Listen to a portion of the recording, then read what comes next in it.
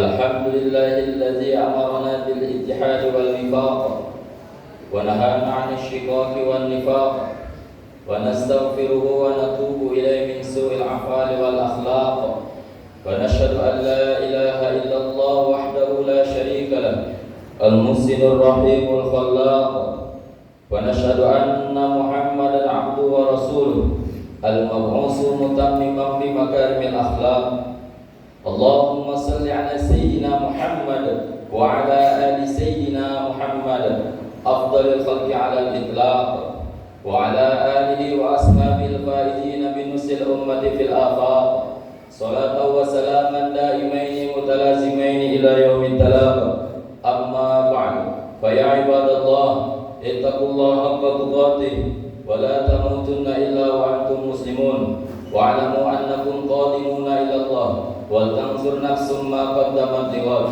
واتقوا الله إن الله خبير بما تعملون ولتكن منكم أمة يدعون إلى الخير ويأمرون بالمعروف وينهون عن المنكر وأولئك هم المفلحون. Hadirin jamaah salat Jumat rahmati Allah Subhanahu wa taala. Marilah kita tingkatkan ketakwaan kita kepada Allah Subhanahu wa taala dengan menggunakan diri kita, harta kita, waktu kita untuk taat kepada Allah Subhanahu wa taala, menggunakan semuanya sesuai dengan perintahnya, mengikuti contoh baginda Rasulullah sallallahu alaihi wasallam. Selawat serta salam selalu kita curahkan kepada junjungan Nabi kita, Nabi besar Nabi Muhammad sallallahu alaihi wasallam, pemimpin daripada dua alam yang memimpin kita di dunia hingga ke alam akhirat. Hadirin jamaah salat Jumat rahmati Allah Subhanahu wa taala. Telah menjadi keputusan Allah Subhanahu wa taala sesuatu yang berharga, bernilai di sisi Allah Subhanahu wa taala, maka tidak akan diberikannya kecuali hanya kepada orang-orang yang dicintainya, kecuali hanya kepada orang-orang yang dikasihani. Apa saja yang bernilai, berharga di sisi Allah SWT, maka tidak akan pernah diberikannya kecuali hanya kepada hamba-hamba yang dicintainya, para nabi, para rasul, orang-orang soleh, para alim ulama, dan semua hamba-hamba yang dicintai olehnya. Tetapi hadirin yang mulia, sebaliknya apabila suatu benda, suatu perkara itu tidak dicintai oleh Allah, suatu perkara, suatu benda itu tidak berharga di sisi Allah, tidak ada nilainya di sisi Allah, maka perkara tersebut akan diberikan oleh Allah SWT kepada siapa saja hamba-hambanya. Hadirin jamaah salat Jumat rahmati Allah Subhanahu wa taala, harta, benda, pangkat, jabatan dunia itu tidak ada nilainya di sisi Allah Subhanahu wa taala, sehingga Allah Subhanahu wa taala berikan kebendaan, harta, dunia, pangkat kepada siapa saja, bahkan kepada musuhnya sendiri pun Allah Subhanahu wa taala berikan. Hadirin jamaah salat Jumat rahmati Allah Subhanahu wa taala, kalau seumpama harta, uang, emas, kebendaan dunia ini berharga di sisi Allah, tentu tidak akan diberikannya kepada musuhnya sendiri, yaitu Qarun laknatullah alaih. Hadirin yang rahmati Allah SWT, kenapa Qarun diceritakan dalam Al-Quran? Diberi harta oleh Allah, diberi seluruh keduniaan oleh Allah SWT, bahkan tenggelam dengan harta dunianya. Hadirin rahmati Allah SWT, Allah berikan keduniaan kepada Qarun, diberikan harta benda kepada Qarun, karena harta benda itu sendiri di hadapan Allah, di sisi Allah SWT tidak ada harganya atau murah sekali harganya, sehingga musuhnya sendiri pun diberikannya harta benda tersebut. Hadirin jamaah salat Jumat rahmat Allah SWT, pangkat, jabatan, kedudukan, seumpama hadirin rahmati Allah SWT, kedudukan dan pangkat ini mahal nilainya di sisi Allah, berharga nilainya di sisi Allah. Tentu Fir'aun laknatullah alaih yang pangkatnya lebih tinggi daripada pangkat yang ada sekarang ini, sampai berani mengaku jadi Tuhan. Ana rabbukumul a'la. Tentu hanya mulia kalau pangkat itu ada nilainya, ada harganya, dilirik oleh Allah SWT, tentu tidak akan diberi kepada musuhnya. Seperti bagaimana hadirin yang mulia, kita apabila memiliki seorang musuh, maka tentu kita tidak akan pernah memberi sesuatu yang bernilai kepada musuh kita. Sebaliknya hadirin yang mulia, apabila kita memiliki seorang yang kita cintai, yang kita kasihi, yang kita sayangi, tentu kita akan berkorban habis-habisan harta, diri, waktu kita untuk orang tersebut. Maka hadirin rahmati Allah SWT, kalau kita ingin mengetahui mahal atau tidaknya sesuatu tersebut di sisi Allah SWT, maka bisa kita lihat berapa banyak yang diberi oleh Allah SWT perkara tersebut. Hadirin rahmati Allah Subhanahu wa taala, keduniaan, kita tahu bagaimana nilai di dunia ini. Suatu benda apabila mahal harganya, jam tangan, ada yang harga 50 ribu. Mungkin di sini semua mampu membeli jam tangan yang 50 ribu. Di atasnya lagi ada jam tangan harga 300 ribu. Ada yang harga 1 juta. Maka mungkin satu desa Sungai T ini pilihan saja yang bisa membeli jam tangan harga 1 juta. Ada yang harga puluhan juta. Maka rahmat Allah SWT, pilihan lagi di antara kita yang mampu membelinya. Kenapa? Karena jam tangan tersebut mahal. Sebuah tas di pasar ada yang harga 25 ribu, murah. Maka semua kita, petani, nelayan, semua mampu membelinya. Ada tas yang harganya di atas itu 200 ribu. Ada yang di atasnya lagi 1 juta, ada yang di atasnya lagi. HP, hadirin rahmat Allah SWT, handphone, alat komunikasi. Kita semua mungkin mampu membeli yang harga 2 juta, ada di atasnya lagi 5 juta, ada di atasnya lagi 25 juta. Maka tidak semua di antara kita mampu membelinya. Kenapa? Karena perkara tersebut mahal. Maka rahmati Allah SWT, begitu juga agama. Ini hadirin rahmati Allah SWT, perkara yang mahal. Amal ini perkara yang mahal, iman ini perkara yang mahal. Saking mahalnya iman, hadirin rahmati Allah SWT, Nabi Muhammad SAW menangis, berdoa untuk pamannya Abu Lahab.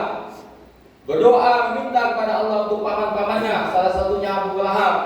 Maka hadirin rahmati Allah SWT, iman itu tidak diberikan kepada Abu Lahab. Hadirin rahmati Allah SWT, untuk perkara yang mahal inilah yang harus kita perjuangkan, harus kita doakan. Hadirin rahmati Allah SWT, harta tidak mahal, pangkat jabatan tidak mahal. Yang mahal adalah iman, yang mahal adalah amal. Hadirin rahmati Allah Subhanahu wa taala, salat maghrib 1 sof, salat subuh berapa orang? Maka hadirin rahmati Allah Subhanahu wa taala, salat maghrib dengan salat subuh, maka salat subuh lebih mahal. Oleh karena itu, tidak semua orang mampu untuk salat subuh. Hadirin rahmati Allah Subhanahu wa taala, salat Jumat ini mahal nilainya insyaallah. Tidak semua di antara kita yang mampu untuk melangkahkan kakinya mengerjakan salat Jumat ini. Bukan urusan tua atau muda, bukan urusan sehat atau sakit. Saya yakin yang ada di sini juga ada yang sakit, ada yang tua. Tapi hadirin yang mulia, perkara yang mahal, perkara yang berharga tidak Allah berikan kecuali memang dicintai oleh Allah Subhanahu wa taala. Maka hadirin jamaah salat Jumat rahmati Allah Subhanahu wa taala, untuk perkara yang mahal inilah, perkara iman, perkara amal, perkara hidayah, kita dianjurkan oleh Rasulullah SAW, diperintahkan oleh Allah SWT untuk selalu berdoa untuknya, meminta kepada Allah SWT, yaitu meminta agar diberikan hidayah kepada kita.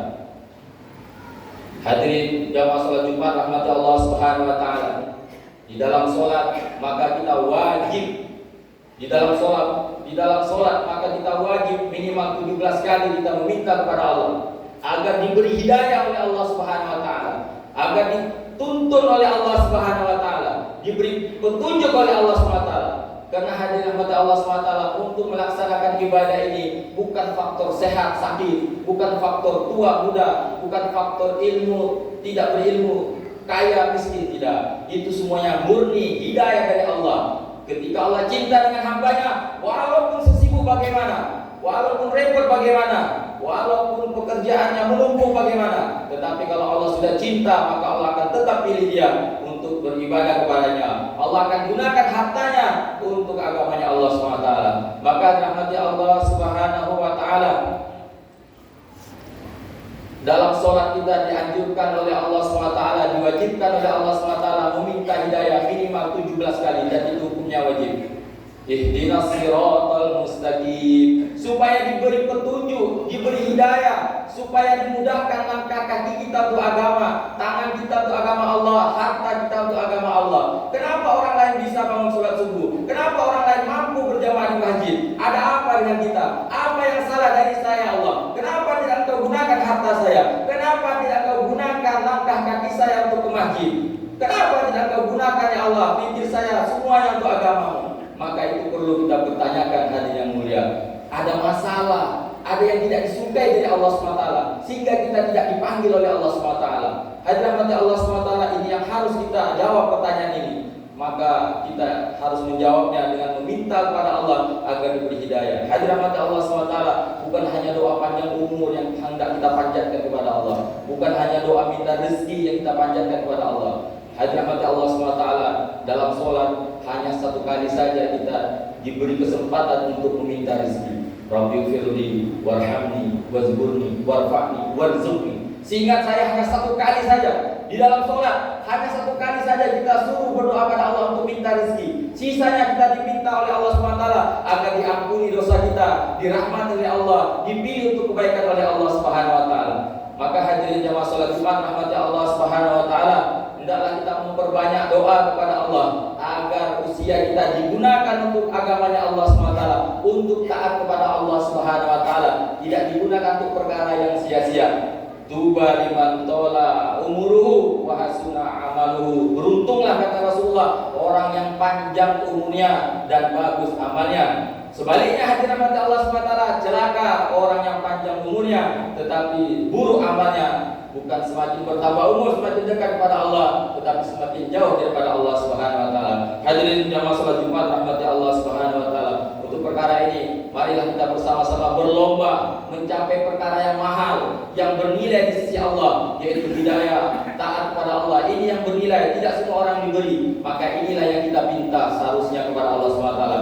Tidak cukup kita hanya minta harta, minta rezeki, minta sehat. Hadirin rahmati Allah SWT, sehat penting betul, tapi berapa banyak hadirin hari ini orang yang sehat juga tidak bisa melaksanakan sholat? Berapa banyak hari ini yang sehat juga tidak sholat ke masjid? Maka hadirin yang mulia, sudah benar tuntunan agama kita. Yang penting adalah bagaimana kita dapat hidayah. Nabi Ayub alaihissalam, seorang nabi, sakit, membusuk dagingnya, koreng. Tapi hanya kepada Allah SWT, Allah contohkan Nabi Ayub orang yang sakit tapi dapat hidayah, taat kepada Allah Subhanahu wa taala. Nabi Isa miskin, tidak mempunyai apa-apa, tidak mempunyai rumah, tidak mempunyai apa-apa, tapi Nabi Isa sebagai contoh dari Allah, orang miskin yang dapat hidayah. Hadirin kepada Allah SWT, maka perlu kita minta hidayah pada Allah. Merenung kita bertawajuh kepada Allah. Kenapa saya tidak dipilih untuk agama Allah? Kenapa harta saya tidak digunakan untuk agama Allah? Kenapa umur saya, hidup saya, usia saya, di usia yang sudah tua ini, kenapa masih susah untuk berjamaah di masjid? Kenapa masih susah untuk sholat berjamaah? Kenapa masih susah untuk mengerjakan sholat 5 waktu? Maka hadirin kepada Allah, oleh karena itu kita harus terus berdoa kepada Allah Subhanahu wa taala. Janallahu wa iyyakum minal faizin al-aminin wa lanallahu wa iyyakum fi zumratil muttaqin al-muqinin. A'udzu billahi minasyaitonir rajim. Bismillahirrahmanirrahim. Wal 'asri innal insana lafi khusrin illa alladziina aamanu wa 'amilus solihati wa tawassaw bil haqq wa tawassaw bis sabr wa rabbil warhamhu anta khairur rahimin. Allahumma shalli 'ala